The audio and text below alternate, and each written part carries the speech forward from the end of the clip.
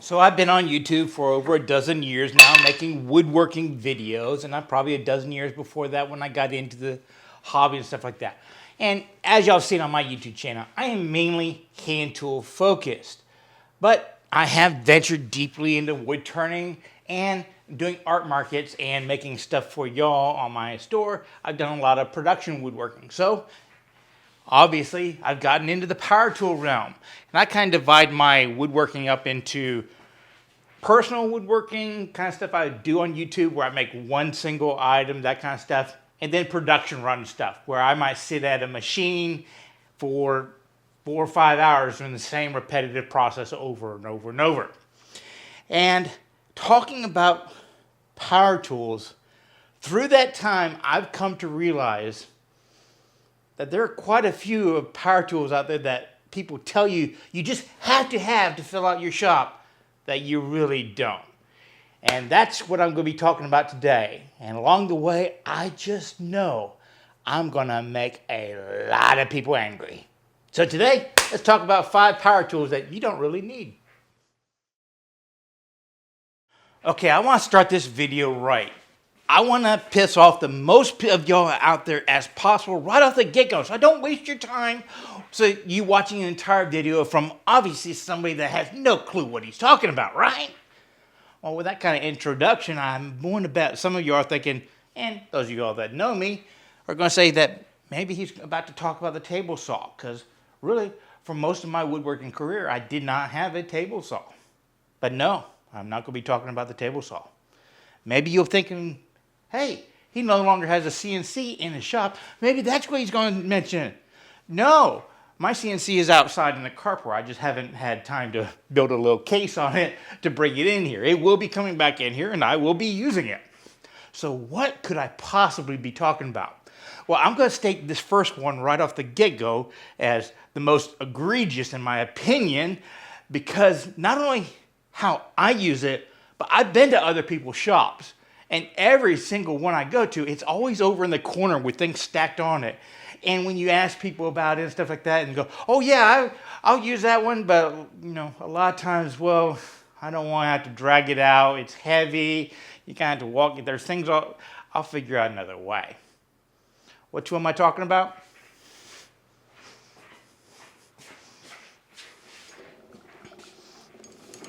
The oldest power tool I have, the one I haven't upgraded or replaced simply because I don't use it that much. The drill press.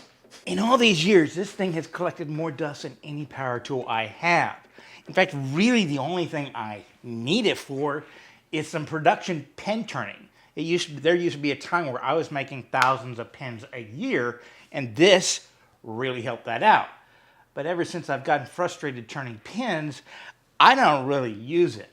You know, you need an accurate hole drilled. You can do it with a hand drill or a paddle drill. Maybe you just figure up a jig. I mean, how many times in my videos when I've needed to drill a very accurate hole have y'all seen me pull up this little jig right here?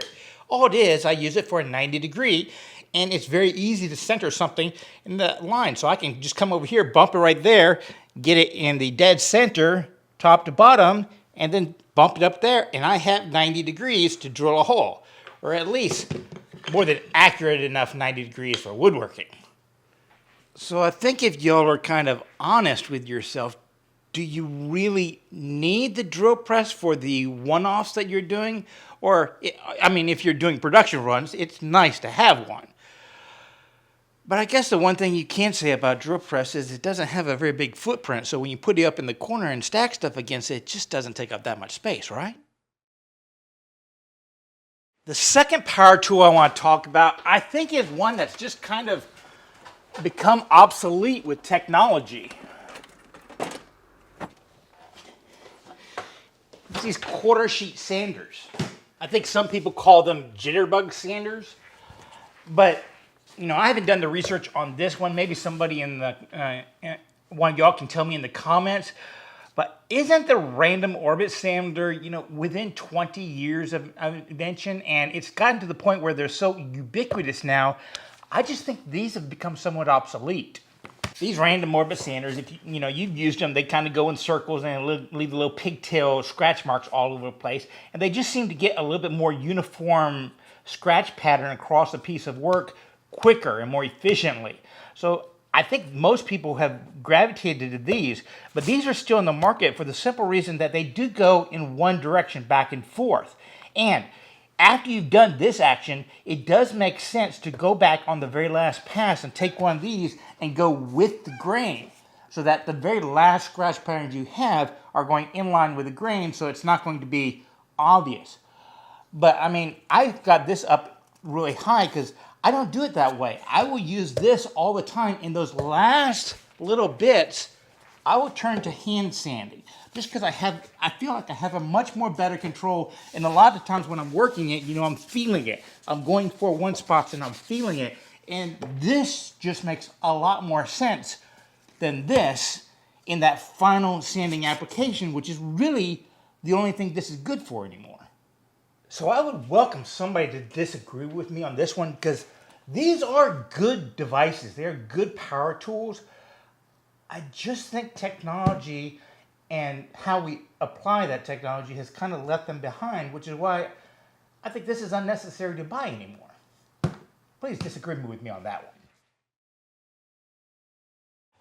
Now my next choice for power tools that you don't really need is going to piss off all the DIYers and make me look like a hand tool snob, but I'm going to put it out there. That's the pocket hole jig. Now I'm going to explain this one from the perspective of a teacher, okay? Because pocket holes have a very good application. Undersides of tables, you can allow for movement. I mean, throughout history, people have used pocket holes, maybe not necessarily the pocket hole jig that Craig come up with. The problem I have with it is that there are a lot of alternatives that are just as good, some not better, they're just alternatives. But when I see people grab hold of the pocket hole jig, all of a sudden, it's like somebody with a hammer and everything becomes a nail. They end up pocket holing everything, not really considering it because that's what they're comfortable with. So it's one of those things that if you never jump into this, I think your learning curve would be much steeper going down the woodworking path by simply experimenting with some alternatives that might only be the equivalent with what you want to do with the pocket hole jig, but you can build upon those. Once you've mastered pocket holing, you've mastered pocket holing. It doesn't transfer. So my reasoning why I don't think people need to buy a pocket hole jig is so that they can advance faster. Does that make sense? Now the next power tool I'm putting on my list is probably something y'all saw when I showed you the drill press, and everybody knows I'm going to put it on there. I think it's somewhat of a cop-out for me to do it, but the Mortiser. I remember saving up for this thing, and it was $475 when I got it. Nowadays, I think they're going for around $1,000, and they haven't really changed. I mean, the idea of being able to make a square hole with the drill press is just phenomenal. And I will probably never get rid of this because there are times in my career where I have actually sat down on this thing for days on end, just batching out stuff, square holes, making displays and craftsman style furniture and that kind of stuff. But if I was only making one table or one chair, that kind of stuff, I could not justify this right here, the expense of it, because there are alternative ways of making that. I mean, if you're making a long row of mortises, well, the easiest thing to do is cut a groove in there and then cut another piece of wood that will fit in between them. And then you just glue them in and you basically create the mortise via gluing up the shims. I mean, that is perfectly acceptable, and if you do it right, undetectable by the viewer, and so much quicker. And I probably think a little bit better because you'll get smooth wall, a lot smoother walls than with this on the sides of those mortises. But for certain applications, this is great. But if I was I couldn't justify $1,000 nowadays. Maybe they were just percentage-wise cheaper back then.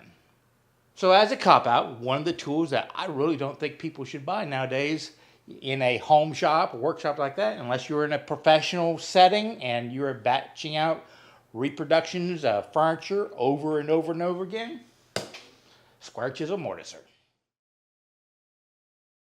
Now the last big power tool I'm going to put on my list, I feel a little bit of a hypocrite for doing it, but I think this is one of those generational things. People growing up with Norm and those kind of guys, this was a go-to tool, power tool that everybody had to have. In fact, it's probably the #1 show of all the episodes that Norm Abrams ever did. But then you look at what people are building on YouTube and stuff right now, and where the whole transition to artistic furniture making has gone and stuff like that. And unless you're in production woodworking, I can't really see much of a value in this tool too much anymore. And that is the router table. And I say a hypocrite because one of my big projects a few years ago was building this one right here, which I have to admit, in all the stuff I've built since then, I haven't really used that much. Though I have started silently in the background doing a series on box joints. And I've pretty much completed, unknowingly to all of y'all, a hand tool box joint series. And hopefully later in this year, I'm going to be talking about machine box joint series, where one of them is going to be a production run of small boxes that we can sell using the router table. But that's a kicker. That's going to be a small production run. We will be making a dozen boxes, 12 different models, so 144 boxes to take to art markets. Most people don't do that kind of work, and the work that I'm going to be doing with this could be easily accomplished with something like this used combination hand plane, which you can pick up the hand plane and a full set of blades, including molding blades and stuff like that, for a little over $100. And if you're just making one cabinet, one table, one edge profile or anything like that, this makes a lot more sense than this to me. So in the way I see, or I predict woodworking to go in the future, I think the router table is going to hold less and less prominence in what a lot of people make. Kind of like the radio arm saw. So please, you all tell me, how wrong am I in the selection I have? Or do you think there are other power tools out there that new woodworkers would be better off avoiding than what I've chosen here? And if you can politely tell me that I'm a complete idiot, do it down in the comments below. I'm all game for that. Give me a reason why, though. And as always, remember, it's always worth the effort to learn, create stuff, though right now all I've done is created a bad opinion in y'all's mind of what skills I have, and share it with others. Y'all be safe and have fun.